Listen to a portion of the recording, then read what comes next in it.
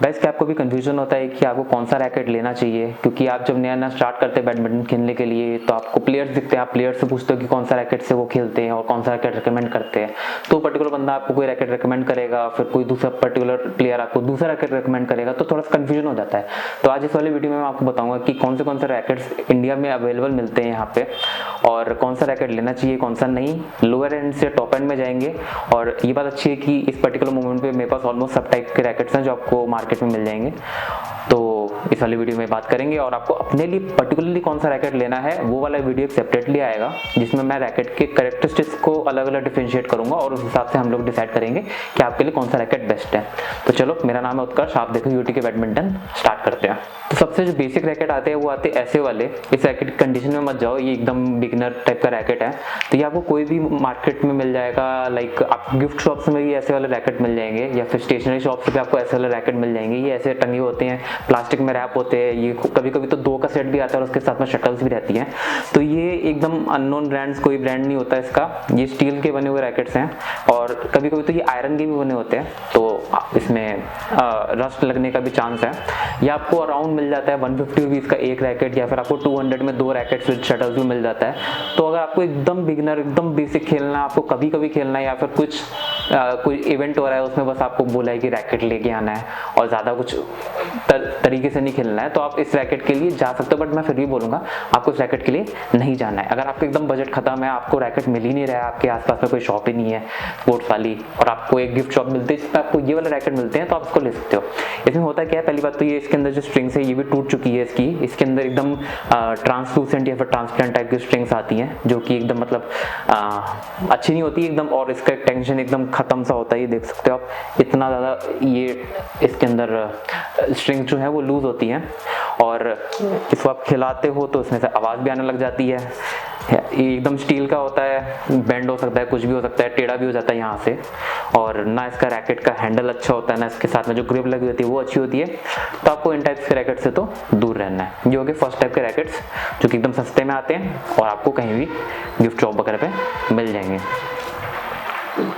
फिर आपको आता है ये सेकंड टाइप का रैकेट, ये है लीनिंग का स्मैश XP90 और ये आपको स्पोर्ट्स शॉप्स पे जनरली मिल जाता है और कुछ मल्टी स्टोर्स में भी आपको मिल सकता है ये रैकेट, और मेनली आपको ये ऑनलाइन ही मिलते हैं। और इसके साथ में आपको ऐसे एक आता है योनेक्स का GR303, ये भी आपको बहुत इजीली अवेलेबल मिल जाएगा स्पोर्ट्स शॉप पे। ये आपको मैंने ऑनलाइन में जब भी लिया था तभी काफ़ी अच्छे ऑफर में लिया था, ये मेरे को पड़ा था 270 रुपीज़ का। अगर आप मार्केट से लेते हैं तो आपको ये लगभग 300, 400, 350 इतने रेट में लगभग मिल सकता है। मैंने तो देखा ये 400 का बिकता है नॉर्मल शॉप्स में। अगर आप ऑनलाइन लेना चाहते हो तो आपको सेल वगैरह में 300 या फिर 250 में भी मिल सकता है। तो जो ये वाले रैकेट थे एकदम बिगिनर वाले, इनसे तो लाख गुना अच्छा ये वाला रैकेट है। क्यों? क्योंकि पहली बात तो एक प्रॉपर ब्रांड ने बनाया होता है, इसके अंदर जो भी सारी चीज़ें यूज़ होती हैं ये प्रॉपरली मेड होती हैं एक बैडमिंटन रैकेट को देख के, ठीक है।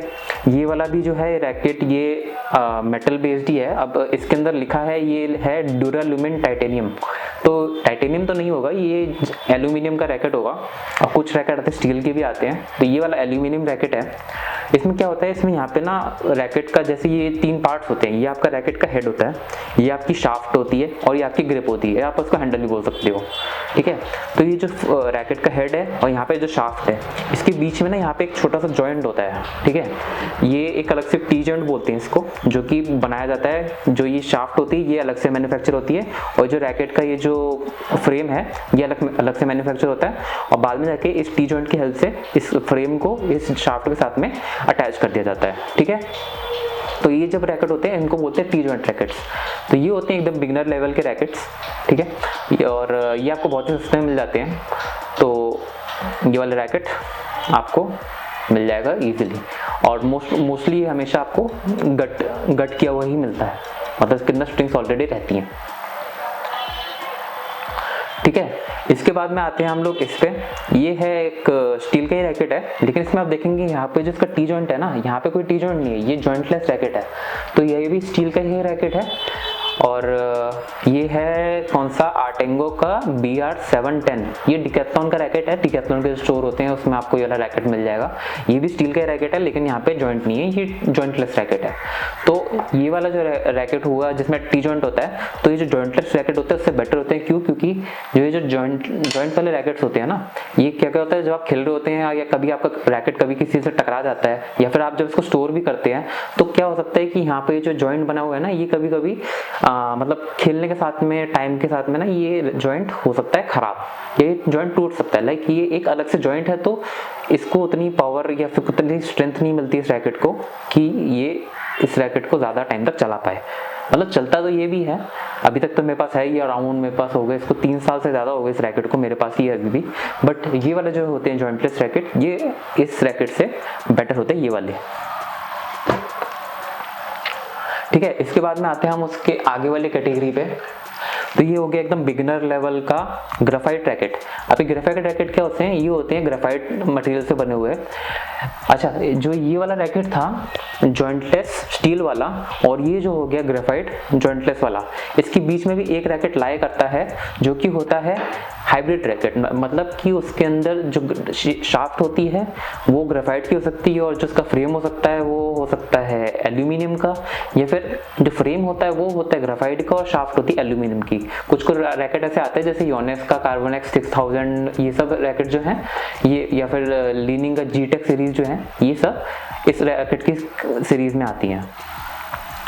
तो ये हो गया एकदम बिगिनर लेवल का कार्बन ग्रेफाइट रैकेट। ये है योनेक्स का मसल पावर 29 या फिर MP29 से भी काफ़ी फेमस है। तो ये आता है अराउंड 2000 रुपीज़ का। इससे सस्ते रैकेट भी आते हैं, अभी मेरे पास ये वाला अवेलेबल है, तो इससे सस्ते रैकेट भी आते हैं जो ग्रेफाइट मटेरियल के बने होते हैं। एड्रेस का 8501 जो कि मैंने आपको पहले भी वीडियो में दिखाया है, अभी तो वो मेरे पास नहीं है, टूट चुका है। तो फिर ये वाला रैकेट अभी मैं शो कर सकता हूँ। तो ग्रेफाइट रैकेट्स की खास बात क्या होती है, पहली बात तो ये बहुत ज़्यादा स्ट्रॉन्ग होते हैं और बहुत ज़्यादा लाइट वेट होते हैं। ठीक है, इस रैकेट का वेट जनरली हो सकता है अराउंड 100-110 ग्राम ही हो सकता है, और इस रैकेट का वेट होता है अराउंड 90 ग्राम्स या फिर 80 ग्राम्स के अराउंड इस रैकेट का वेट लाई करता है। तो जो 20 ग्राम का जो डिफरेंस आ गया है, ये बहुत ज़्यादा आप गेम में इम्प्रूव करता है, क्योंकि ये रैकेट जो है एक बहुत ही मतलब बड़ी चीज़ है। लाइक आपका अगर हाथ होगा तो हाथ के लेंथ के ही जितना रैकेट है, तो ये जितना हल्का होगा आपको उतना ईजी होगा उसको मूव करने के लिए। ठीक है, प्लस ये क्या होता है कि जो ग्रेफाइट रैकेट होते हैं ये फ्लेक्सिबल होते हैं। ठीक है, तो इसकी वजह से क्या होता है कि जब आपका शटल आती है ना, तो आप जब उसको हिट करते हो तो ये रैकेट हल्के से बेंड करते हैं ऐसे, तो इसकी वजह से क्या होता है रैकेट के अंदर ना रिपल्शन पावर आ जाती है, और उस वजह से आपके शॉट्स में काफ़ी पावर आती है और रैकेट से हिट करना थोड़ा इजी हो जाता है शटल को। ठीक है, इसके बाद में आते हैं हम लोग थोड़े प्रीमियम सीरीज वाले ग्रेफाइट रैकेट्स पे, जैसे ये है लीनिंग का PVS 903। ये जो MP29 थे उससे थोड़ा सा बेटर है, क्योंकि ये थोड़ा सा इससे हल्का भी है, और प्लस इसका जो ये है फ्रेम जो है ये थोड़ा सा ज़्यादा अच्छे मटेरियल से बनाया होता है, जिसकी वजह से इसके अंदर आप ज़्यादा टेंशन वाली स्ट्रिंग्स कर सकते हो।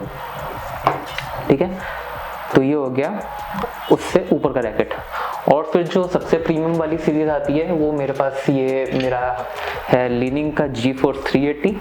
तो ये काफ़ी प्रीमियम सीरीज का रैकेट है, 11,000 का रैकेट है लगभग। और इसके अंदर खास बात क्या होती है कि इसके साथ में जो इसके अंदर जो ग्रेफाइट यूज़ होता है या फिर जो कार्बन फाइबर यूज़ होता है वो काफ़ी अच्छी क्वालिटी का होता है। इट्स लाइक कार्बन का फाइबर की बहुत सारी वो होती हैं क्लासेस होती हैं, 2040 कार्बन फाइबर होता है, फिर 30T होता है, 40T होता है, ऐसे करके कार्बन फाइबर या फिर ग्रेफाइट की क्लासेस होती हैं। तो जिसमें जो यूज़ होगा उसका रेट उसे अकॉर्डिंगली बढ़ता है, और इनके ऊपर बहुत ज़्यादा रिसर्च एंड डेवलपमेंट होती है, R&D होती है। इसके जो ग्राफिक्स होते हैं इन महंगे रैकेट्स के काफ़ी ज़्यादा अच्छे होते हैं, तो उस वजह से इन रैकेट्स का ज़्यादा प्राइस होता है। तो ये सब टाइप के रैकेट्स आपको मार्केट में मिल जाते हैं। तो सबसे पहला हो गया ये वाला एकदम बेसिक वाला, जिसको आपको एकदम इग्नोर करना है।